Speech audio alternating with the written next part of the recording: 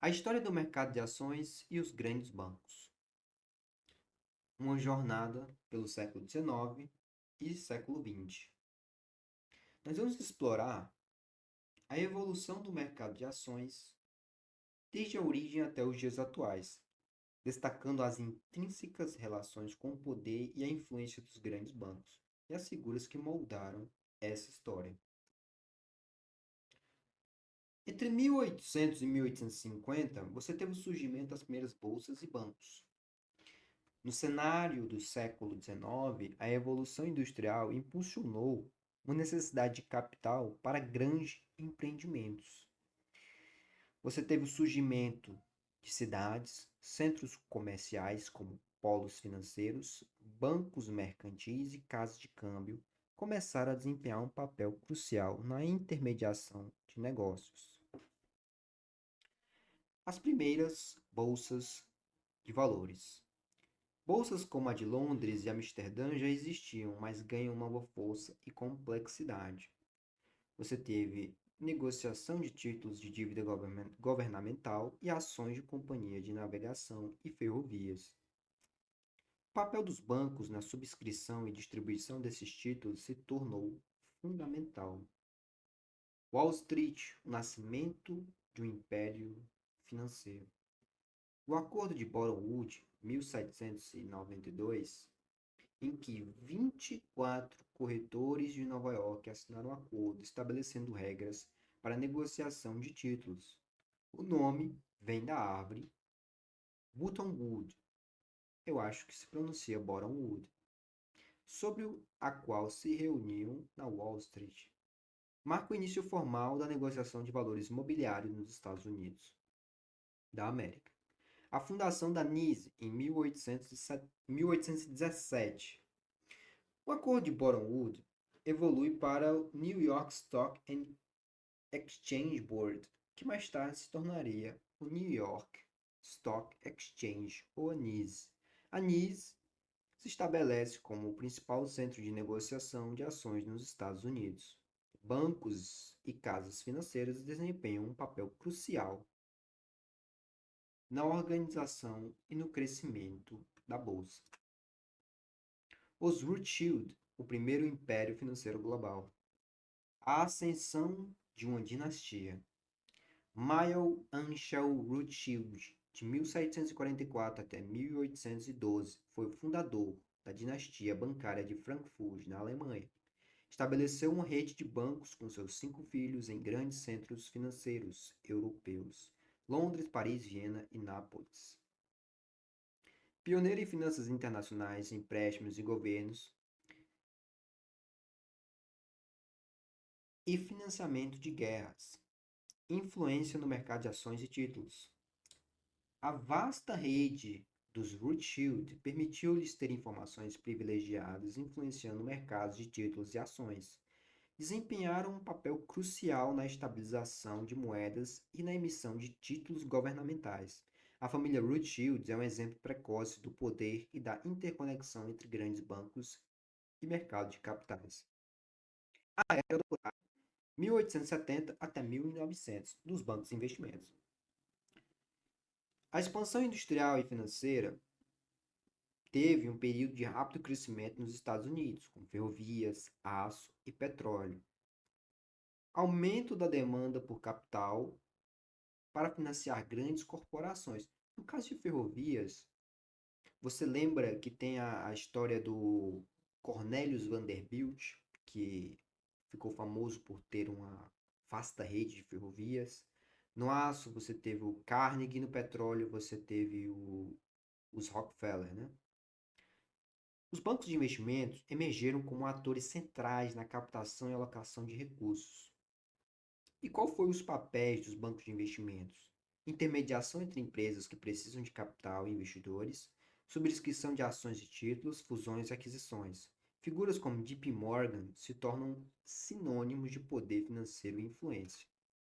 JP Morgan, o gigante de Wall Street. O banqueiro e o industrial John Pierpont Morgan, de 1837 até 1813, foi uma figura central na formação do capitalismo americano.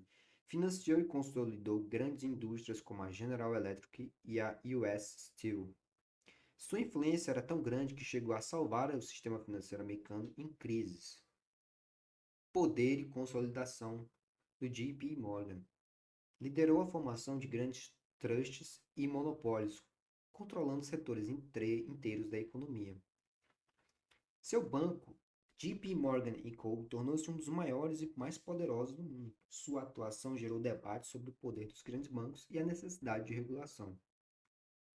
Eu entendo essa necessidade de regulação como a de cobrança de impostos por parte do governo.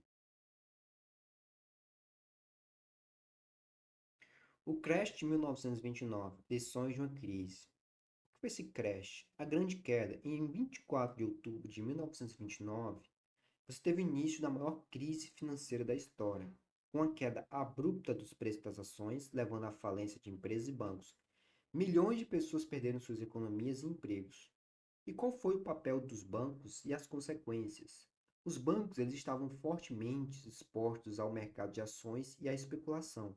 A crise levou à criação de novas leis e regulamentações, como o Glass-Steagall Act de 1933, que separou os bancos comerciais dos bancos de investimentos para evitar conflitos de interesses e reduzir riscos sistêmicos. Pós-guerra, Bretton Woods e a nova ordem. A reconstrução global, com o Acordo de Bretton Woods de 1944, criação do FMI e Banco Mundial para estabilizar a economia global, o dólar americano se torna a nova moeda de reserva mundial, atrelado ao ouro. Foi um período de crescimento econômico e expansão dos mercados financeiros. E qual foi o papel dos bancos centrais? Os bancos centrais ganham maior autonomia e importância na gestão da política monetária. A regulação e supervisão bancária se tornam mais rigorosas após as lições da Grande Depressão, e os bancos comerciais de investimentos operam sobre um ambiente mais regulado. Era moderna, 1980 até 2000, desregulação e globalização. A ascensão do neoliberalismo, que foi um período de desregulação financeira, especialmente nos Estados Unidos e Reino Unido, que teve uma revogação de leis como o Glass-Steagall Act, permitindo a fusão de bancos comerciais de investimentos. Você teve um crescimento exponencial dos mercados de capitais e novos produtos financeiros. Você teve globalização e tecnologia. Avanços tecnológicos de comunicação impulsionam a globalização dos mercados. Fluxo de capitais transfronteiriços aumentam, conectando bolsas de valores em todo o mundo. Bancos de investimentos se tornam players globais, com operações em diversas jurisdições. Crise de 2008. Too big to fail.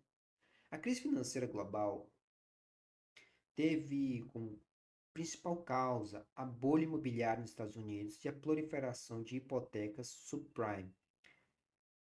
Securitização complexa e falta de regulamentação levaram à instabilidade sistêmica. Muitos falam da intervenção do governo nesse ambiente como uma das principais causas para essa crise. Falência de grandes instituições financeiras como Lehman Brothers. E qual foi o papel dos grandes bancos e as consequências? Bancos de investimentos estavam fortemente envolvidos na criação e negociação de produtos financeiros complexos. Governos e bancos centrais intervieram com resgates massivos para evitar o colapso total do sistema financeiro. A crise gerou um debate global sobre a regulamentação bancária e o conceito de too big to fail. Eu entendo essa regulamentação bancária como mais imposto. Era digital, fintechs e o futuro dos mercados. Com a revolução tecnológica e o surgimento das fintechs e plataformas de investimentos online, democratizando o acesso ao mercado. O trading eletrônico e os algoritmos de alta frequência transformam as negociações. Big Data, inteligência artificial na análise de mercados e tomada de decisão. Quais são os desafios e oportunidades? Com as novas regulamentações para lidar com a complexidade e a velocidade dos mercados digitais, você tem uma maior inclusão financeira e acesso a investimentos para um público mais amplo. O futuro da relação entre bancos tradicionais e as novas tecnologias financeiras. Quais são as lições da história para bancos e mercados hoje? Você tem uma evolução contínua, ou seja, os mercados de ações e o sistema bancário evoluíram drasticamente ao longo dos séculos, você teve crises financeiras e inovações tecnológicas que moldaram a regulamentação e a estrutura do setor, e a história nos ensina a importância da prudência, da regulamentação, ou seja, de uma criação de regras no mercado financeiro, não necessariamente estatal, e da adaptação. O futuro da relação. A tecnologia continua a democratizar o acesso aos investimentos. Bancos tradicionais e fintechs competem e colaboram para atender às demandas dos investidores. A compreensão da história é fundamental para navegar pelos desafios e oportunidades do futuro financeiro. Entenda essa compreensão da história como a análise de um histórico. Sempre que você está lidando com o mercado financeiro, você tem que ter um histórico antes. Se você está lidando com uma análise técnica, que é a análise gráfica, você tem que ver uma análise histórica. Como o preço se movimentou ao longo dos anos, ao longo das décadas, com base em diversos fatores. Então você vai analisar inflação, taxa de juros, período de crises, período de pandemia. Como é que o mercado ele se comporta durante esse período de guerra, notícias de guerra. Então, se você entendendo a compreensão histórica, você vai conseguir buscar oportunidades de maneira mais fácil.